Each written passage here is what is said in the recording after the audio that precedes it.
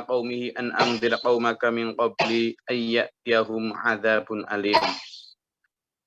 Sesungguhnya a'udzubillahi minasyaitonirrajim, sesungguhnya kami telah mengutus Nuh pada kaumnya. Jadi Allah itu, kalau kita di Al-Quran kan Bismillahirrahmanirrahim ya, ayat pertama itu Bismillahirrahmanirrahim. Jadi ketika kita bismi, bahkan di dalam ayat yang pertama betul Iqra itu juga Iqra bismi juga ya, dengan menyebut nama Allah. Nama Allah itu selalu dilekatkan dengan Ar-Rahman Ar-Rahim, pengasih, penyayang. Loh, apakah itu kemudian luntur jiwa kasih Allah itu ketika Allah mengazab? Enggak. Buktinya apa? Jiwa kasih sayang Rahman Rahimnya Allah itu tetap ada. Buktinya apa? Manusia itu selalu diberi peringatan dulu sebelum adanya azab. Jikapun azab datang, itu manusia sudah dikasih tahu, ya, sudah dikasih tahu. Jadi azab atau rahmat itu sangat tergantung manusia. Allah sudah memberi dua jalan, kan selalu menyampaikan wahadainahun najdain. Aku berikan kamu dua jalan. Selalu aku berikan kamu dua jalan itu. Nah, dua jalan ini yang seringkali tidak diambil manusia secara utuh. Jadi, ketika misalnya Nabi Nuh, ketika seluruh planet ini direndam dengan air, bahkan air sampai ke puncak gunung-gunung tenggelam.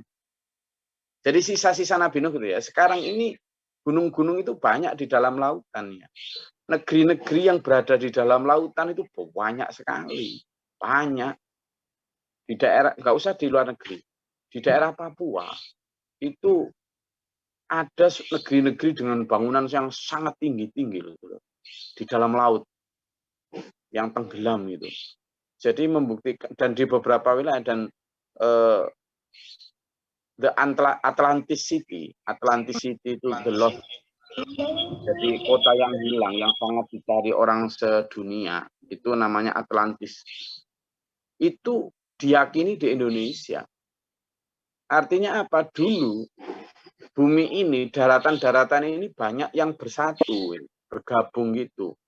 Cuma kemudian terpisah oleh lautan. Dan itu wallahu a'lam kapan terjadi, tapi yang pasti adalah kejadian tenggelamnya bumi oleh air di masa Nabi Nuh itu telah banyak terbukti benar-benar terjadi dengan ditemukannya banyak reruntuhan, puing, maupun sisa-sisa kejayaannya orang-orang terdahulu, negeri-negeri. Tidak hanya di negeri Nabi Nuh loh ya, tapi seluruh planet ini direndam air. Nah, azab tersebut bukan karena tidak sayangnya Allah kepada manusia. Bukan karena tidak sayangnya Allah pada manusia. Tetapi azab tersebut sudah merupakan konsekuensi dari diabaikannya. Ya, konsekuensi dari diabaikannya peringatan Allah sebelumnya. Allah sudah memberitahu kepada manusia bahwa manusia ikutilah Nabi Nuh, ikutilah Nuh ya, ikutilah perintah Nuh itu. Tapi kemudian manusia aba wastakbar, seperti sifatnya setan. Mereka sombong dan tidak taat, berpaling. Nah, di sini inna arsalna nuhan ila qaumihi. Nuh sudah kami utus untuk memberi peringatan kepada kaumnya.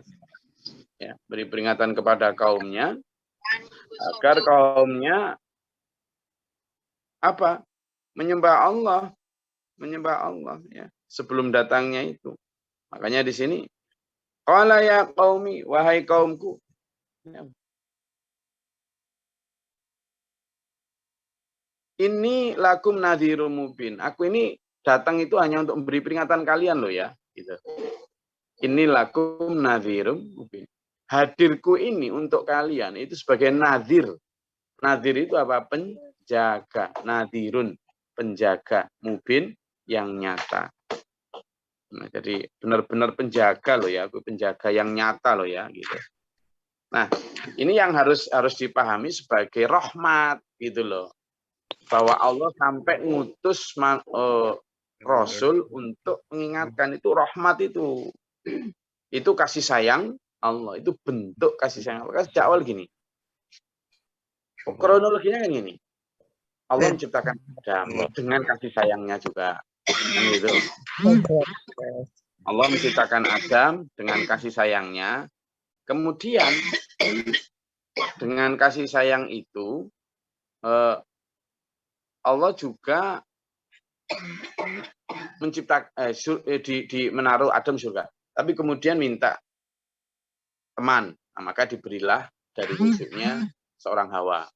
Setelah itu sudah dilarang, la taqrabu hadhihi syajarah. Kamu boleh makan apa saja, minum apa saja, nikmati apa saja di surga ini, cuma satu aja. Satu. Nah, setelah satu itu di antara sekian juta atau miliar kenikmatan, satu tok yang dilarang. Tapi memang sifat dasar manusia kayak gitu ya. Halu amanu ajazu itu ya. Sehingga ya begitu, minta lagi ketika dibisiki setan, makan aja. Kamu enggak boleh makan itu karena biar enggak abadi. Makan. Begitu makan kan melanggar nih. Kemudian dikirimlah ke planet bumi. Set. Nyampe di planet bumi. Sebagai bentuk hukuman. Kamu nanti di sana akan berantem sama setan. Nah, meskipun di sini berantem sama setan, Allah itu loh masih menyayangi manusia. Dengan cara apa? Kalau kamu nanti tersesat, nih tak kasih Rasul nih, memperingatkan kamu, juga tak kasih kunci ujian, pusaka. Nih,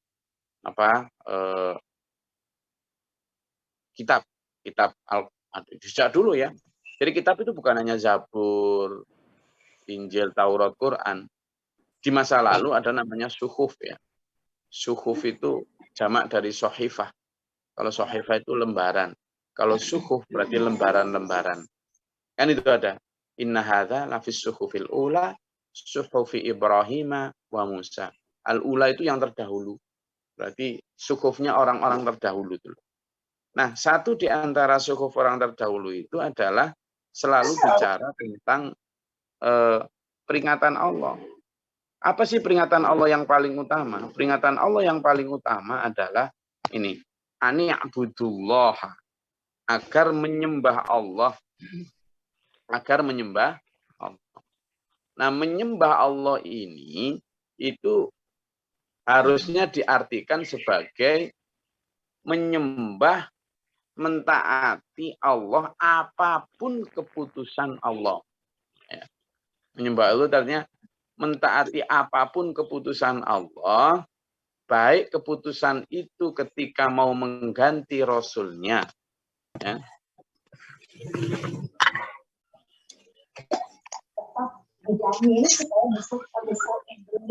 Baik ketika Allah mengganti misalnya, Nabi Ibrahim diganti, Nabi selanjutnya siapa gitu ya. Itu menjadi hak prerogatif Allah dan jangan ada yang membantah. Termasuk itu konsep dari konsep dari mentaat atau menyembah Allah. Makanya di situ disebut selain ani abudullah, karena Allah itu ghaib. Nah, ini juga kan di situ ani abudullah, sembahlah Allah gitu kan. Nah, orang saat itu kan nyembah patung. Patung kan kelihatan. Dia kesulitan tuh. Mana Allah mono? Enggak kelihatan. Sama di masa Nabi Ibrahim juga gitu. Mana Tuhanmu itu? Kami nyembah patung gini aja masih kesulitan, intinya gitu.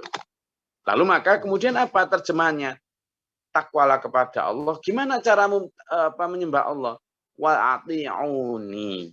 Maka kamu biar bisa menyembah Allah, taatlah padaku, kata para rasul.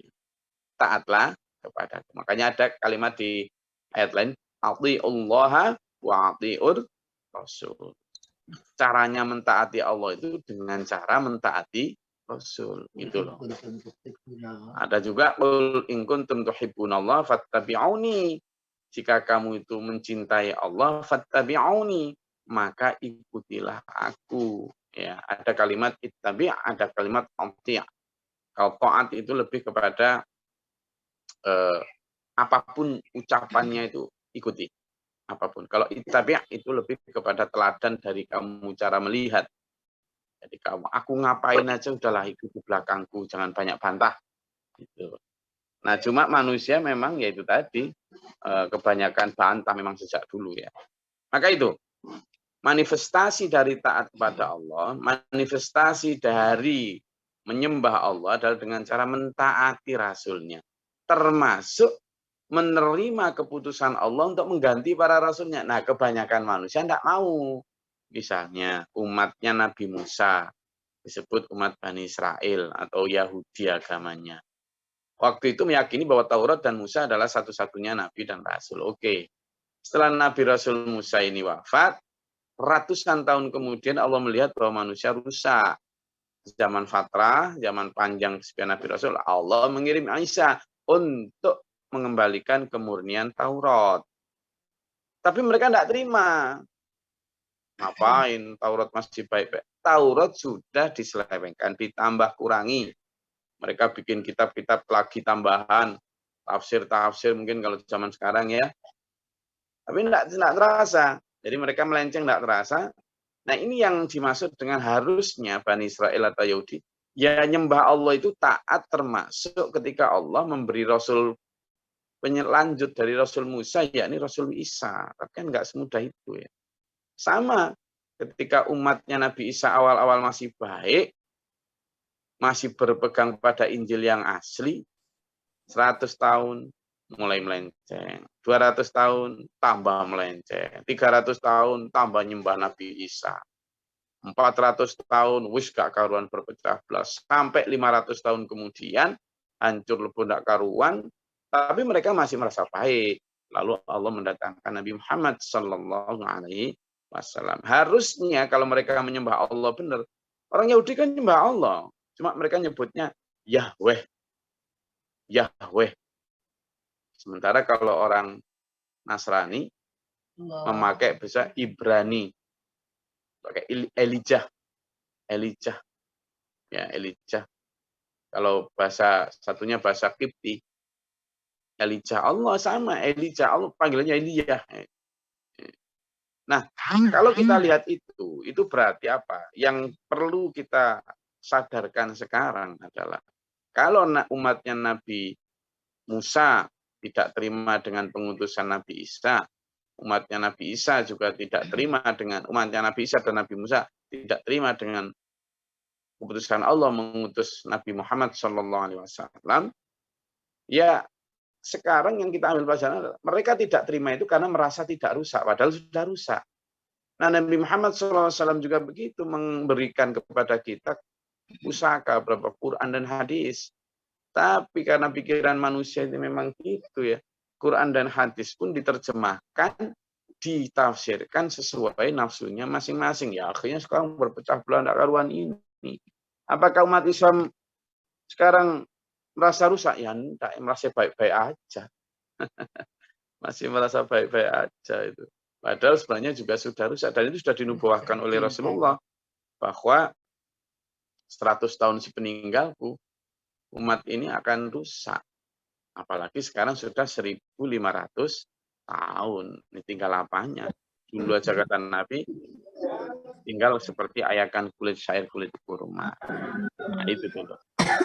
Nah, ini yang harus kita pahami bahwa memang kerusakan umat itu sudah menjadi semacam sunatullah. Cuma kita yang diberi kesempatan Allah juga untuk memperbaiki diri. Kalau kita mentaati Allah, maka ada di ayat 4 itu, yaghfir lakum min dzunubikum. Allah akan memberi ampunan kepada kalian. Dan juga wa yuakhirkum ila ajalim musamma. Nah, ini begini dulu. Jangan diartikan gini. Kamu itu taatlah kepada Allah biar kamu dipanjangkan umurnya. Ini makna dari wa yuakhirkum ila ajalim musamma kan Allah memberi tangguh. Memberi tambahan waktu lah, memberi tambahan waktu. Jangan diartikan seperti ayo taat pada Allah biar panjang umur, itulah Allah sudah memberi iming-iming panjang umur. Bukan, ini maksudnya gini. Jadi berapapun Allah kasih umur kepada kita, itu sebenarnya tambahan dari umur yang kita tidak ketahui. Misalnya sekarang kita sudah punya umur berapa? 30, 40 tahun. Itu berarti kalau kita taat kepada Allah, mestinya itu kita paling sebenarnya 26. Tapi dikasih 4 tahun tambahan misalnya. Atau 5, 10, 20 tahun tambahan. Itu agar kita itu taat kepada Allah. Kenapa?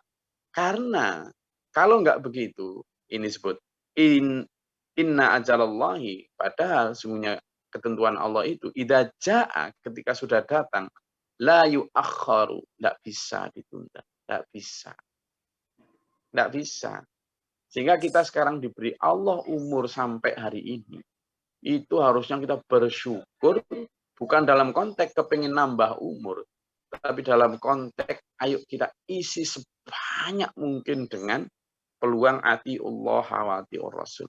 Taat kepada Allah dan taat kepada Rasul, itu memaknainya. Memaknainya bahwa kita ini punya kesempatan banyak sebenarnya dalam hidup ini untuk menambah pundi-pundi amal, menambah pundi-pundi maghfirah, ampunan. Makanya dalam surat Ali Imran ayat 133 kita jelas usari'u ila maghfirah, dan bersegeralah, bercepat-cepatlah kalian dalam apa? Menuju ampunan Allah. Kenapa? Ya ini karena ini ajalinmu. Kalau Allah sudah datang, ajal kita itu la yu'akharu. Di ayat lain disebut la yastakhiruna sa'atan wa la yastaqdimun. Tidak bisa dimundurkan sesaat pun, juga tidak bisa dimajukan.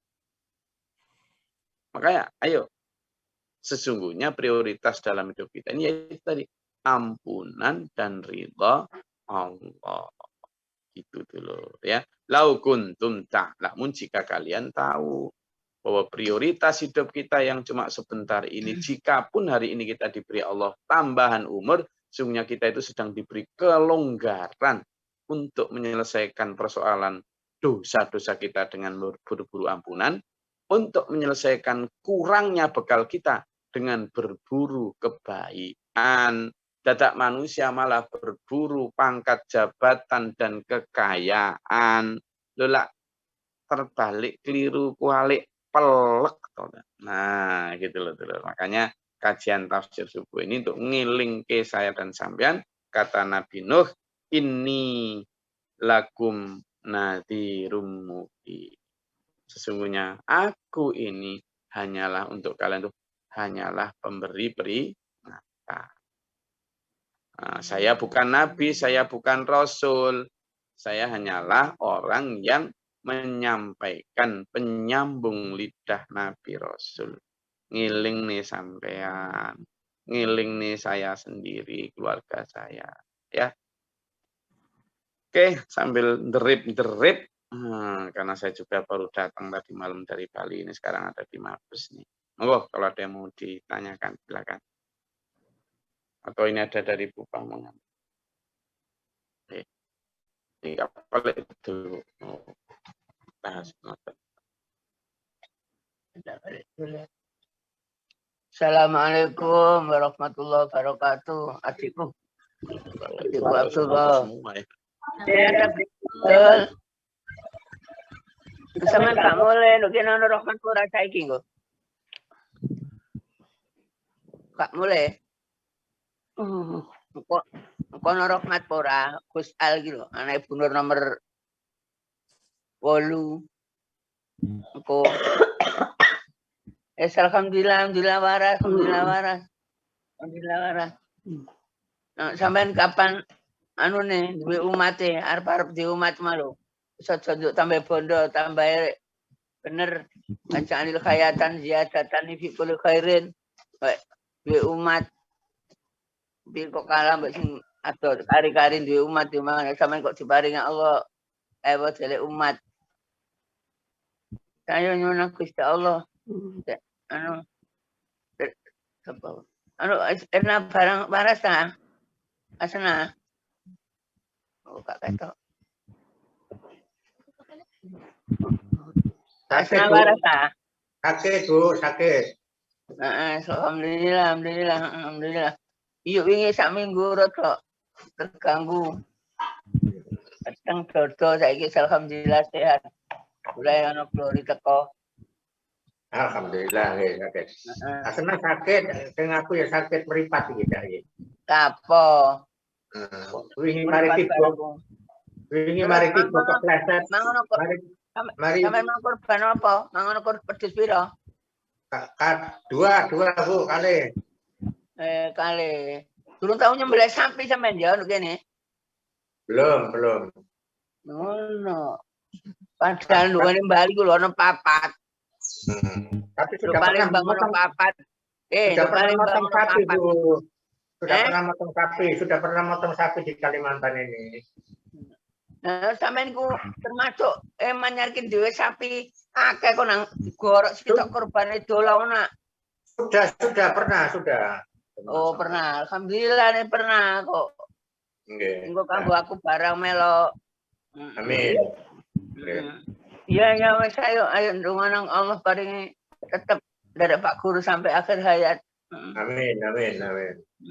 Paringi sehat, nun kuat, nun sehat, nun rahmat, nun syafaat Nabi Muhammad dan Pak Guru Muhtar dunia akhirat. Iya, alhamdulillah. Assalamualaikum warahmatullahi wabarakatuh. Waalaikumsalam warahmatullahi wabarakatuh. Tuh, Bunda saya sudah 80 tahun hampir. Monggo ada yang mau disampaikan, ditanyakan dari ayat awal dari surat Nuh, kita sudah sampai surat Nuh juz 29 ini. Ya. Ngaji belasan tahun kita ini. Ayo benar-benar kita sahuti betul seruan Allah. Jadi setiap kali ngaji itu jangan ngelihat Gus Glorinya ya, tapi ngelihat ayat yang sedang saya sampaikan, karena itulah Allah loh, suara Allah itu. Jadi suara dalam tanda kutip ya, itu adalah firman Allah. Jadi yang saya sampaikan firman Allah, maka harusnya ketika ngaji itu kita seperti sedang mendengarkan Allah berfirman, jangan sedang mendengarkan GG ngomong. Kalau GG apa sih? GG ini kan hanya rempeh apa? Rengginang. Runtuhannya rengginang. Kalau sama punya rengginang sih. Ya. Ini dulur-dulur masih belum pada gabung, ini kayaknya lagi masih libur hari tasyrik. Ngaji itu enggak ada urusannya dengan hari tasyrik. Ngaji ya ngaji. Ya, iya Bu Dia. Tadi kita nunggu di Zoom yang ini satunya. Yang lama. Ya, saya janji memang Zoom baru, sehingga ini insya Allah ini muat untuk 500 orang ini kita bikinkan Zoom baru. Tadi kita nunggu ada 17 orang di situ, terus saya keluar aja deh, kok Gusnya nggak masuk, kok nggak datang ya aku gitu. Iya. Ternyata coba nanti bagi dulur-dulur yang kemarin mungkin tidak masuk di dalam grup, lalu membagikan pernah ke dulur-dulur yang tidak di dalam grup, dibagikan link yang baru ini, minimal untuk 1 bulan ke depan insya Allah pakai link yang baru ini. Oke.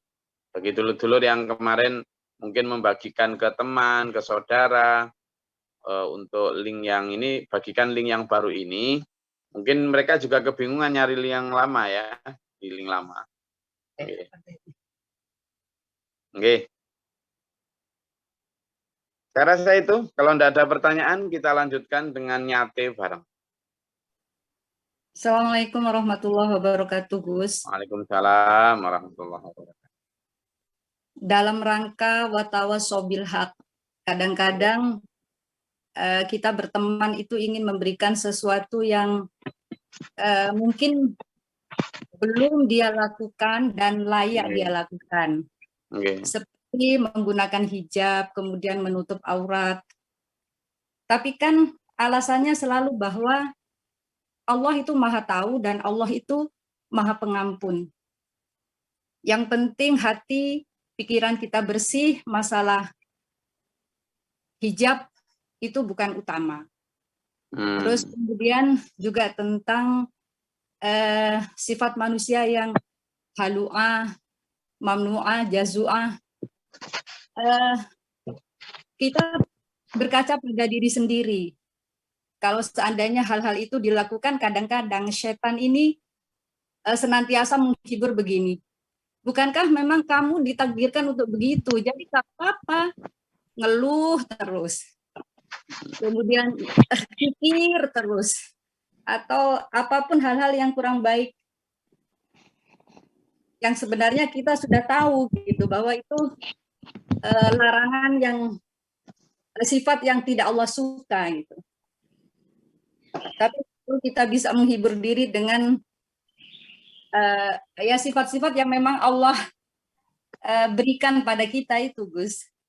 Nah, apa yang tipsnya supaya kita hidup itu jauh dari hal-hal yang begitu? Jazakallah khair. Oke. Jadi memang banyak orang yang salah di dalam memahami ayat ya, misalnya ayat tentang takdir, ayat tentang hidayah gitu ya. Sehingga itu kadang membuat orang itu tidak mau tawasau itu, baik ketika diingatkan maupun mengingatkan. Yang mengingatkan pun juga kadang malah udahlah, tidak usah lah, biarin aja lah. Memang begitu, enggak begitu ya. Karena yang diingatkan pun kadang juga begitu, ngapain sih mengingatkan kita dan sebagainya ya. Jadi sesungguhnya kalimat tentang tawaso itu kan kalimat exception ya, bahwa semua orang akan rugi, bahwa semua orang akan terjerumus dalam khosirun, ya hasyam. Itu karena mereka itu jauh dari peringatan. Maka ternyata Allah memberi pengecualian. Ada 3 golongan yang tidak rugi. Siapa? 1, alladzina amanu, yaitu orang beriman. 2, wa amilus sholihah, orang yang beramal soleh. 3, wa tawasau bil haq, dan orang yang selalu bertawasau. Tawasau itu kalimatnya itu dari wasiat. Artinya apa? Tawasau berarti saling berwasiat, saling mengingatkan. Tapi saling mengingatkan ada syaratnya. Tawasau bil haq wa tawasau bis sabr. Al-haq dan as-sabr. Nah, yang pertama hak. Yang disampaikan ini harus hal-hal hak. Mengajak orang berjilbab itu hak. Karena apa? Ada perintahnya dalam Al-Quran. Tidak bisa orang bilang nanti aja lah, sumuk lah, nanti kan ada hidayah sendiri. Ya justru hidayah itu dijemput. Dijemput itu melalui saling mengingatkan ini. Karena orang itu kal al-insanu makhalul khata' wa nisyan. Manusia itu tempatnya salah dan dosa. Tempatnya salah dan lupa. Nah, sehingga lupa. Hari ini diingatkan, besok lupa lagi. Itu bukti, itu pentingnya tawasau. Itu haknya. Yang kedua adalah hak itu, tawasau itu harus sober. Nah, di sini kesabaran yang ketika saya selalu sampaikan tuh, sabar mengingatkan, sadar diingatkan. Nah, ini yang tidak dimiliki. Jadi ketika mengingatkan kita itu harus sabar. Sabar. Terus ketika diingatkan kita harus sadar. Sadar. Nah, ini orang nggak sadar. Entah nggak sadar dengan berlindung atau bersembunyi di balik kalimat, sudahlah nanti memang aku belum dapat hidayah, atau sudahlah nggak berjilbab nggak apa-apa, yang penting perilakunya baik. Nggak bisa begitu. Orang berjilbab itu tidak tentang perilaku tentang pada sesama manusia, tapi perilaku di hadapan Allah. Jadi banyak hal di dalam agama ini yang bukan hanya tentang manusia, bukan. Karena kita itu punya 2 lain, yakni hablum minallah wa hablum minan nas. Ya, hablum minallah adalah urusan dengan Allah, hablum minan nas dengan manusia. Kalau dengan manusia memang tentang perilaku baik, attitude, perilaku, akhlak itu. Tapi kalau kepada Allah ini urusannya pada Allah. Nah, perintah jilbab, perintah sholat, ini urusan kepada Allah. Puasa itu urusan kepada Allah. Ya memang kemudian urusan kepada Allah itu nyambung kepada urusan kepada sama manusia. Tapi tidak bisa ditinggalkan salah satu. Nah, ini yang kadang banyak orang-orang liberal, banyak orang-orang yang materialisme melihat hal-hal itu hanya dari yang lahir aja. Yang dari lahir aja. Sehingga apa? Ayo kita ingatkan. Terus kita ingatkan, Bu Rahma. Tapi ya itu tadi, memang ketika kita mengingatkan itu harus dengan cara yang baik. Termasuk dengan tarik ulur ya. Tarik ulur itu maksudnya gini. Tapi ini memang ya harus ikut pelatihan strategi dakwah ini ya. Jadi dalam pelatihan strategi dakwah itu satu diantaranya adalah ketika kita mau idzatil hasanah atau jadilhum, menjidal atau mendebat atau tawasau, itu ada tekniknya. Kadang-kala kita itu kalau saking semangatnya itu terus digerwojol aja, digerwojol orang wis pokoknya diisi terus. Orang kadang kemudian merasa kayak wah kebanyakan. Nah, makanya itu ada yang namanya tarik ulur. Kadang kita peringatkan, kadang kita diam, kadang kita dengan kode-kode, kadang kita dengan lisan, kadang kita dengan tindakan, atau bahkan kadang dengan sekedar memberi sesuatu dan lain sebagainya. Sehingga teknik-teknik itu berdakwah itu enggak hanya tentang suara, tidak hanya tentang tulisan. Orang kadang jenuh dengan itu ya. Orang misalnya kita mancing aja. Kita mancing itu loh. Pakan atau umpan yang kita berikan itu loh kadang ikan itu loh jenuh.